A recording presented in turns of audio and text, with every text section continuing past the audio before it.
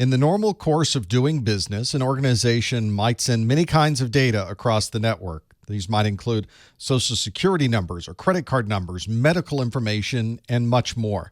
If someone is sending this data in the clear or sending it to someone they should not be sending it to, that would be a significant security concern. And that's why we have data loss prevention, or DLP.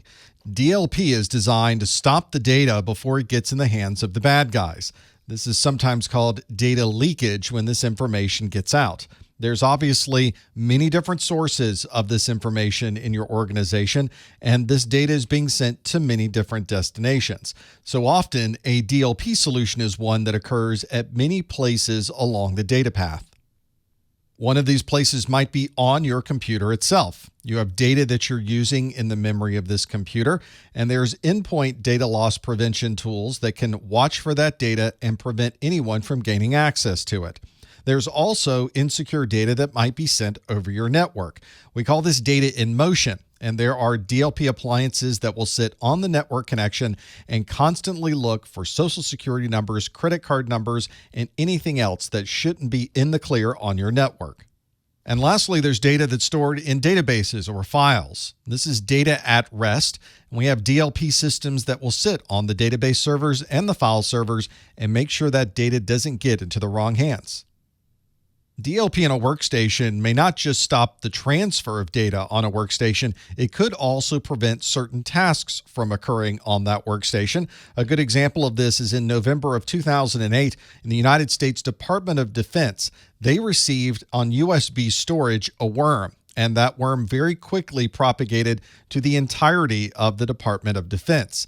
As a result, the DoD banned removable flash media and storage devices, and you can imagine what a disruption that was, but it was necessary to prevent anything like this from occurring again.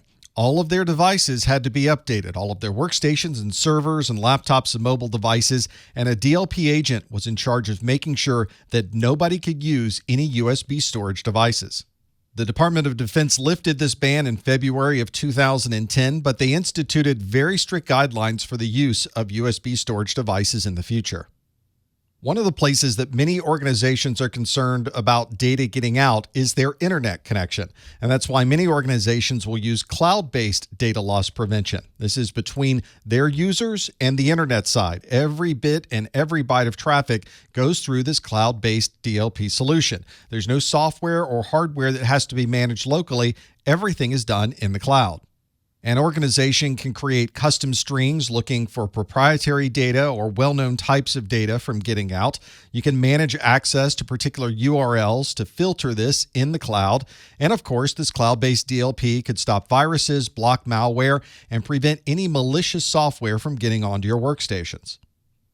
Another critical risk factor is your email system. There's a lot of inbound traffic coming in through email, and it is a very easy method of getting data out of your organization. That's why a lot of organizations will track and monitor and filter for every email that's coming inbound and every email that's going outbound. This can be done with an appliance that's local, or many organizations are opting for cloud-based email filtering.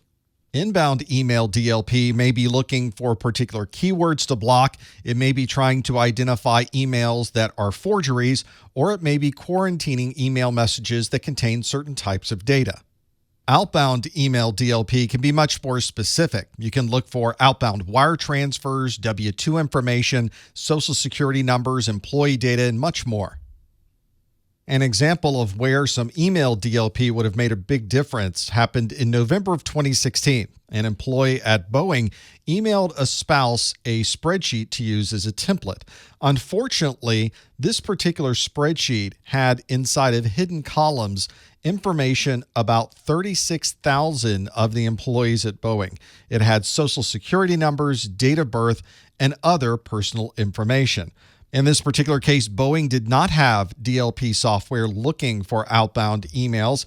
And ironically, Boeing does sell its own version of DLP software, but it only includes this software for classified operations.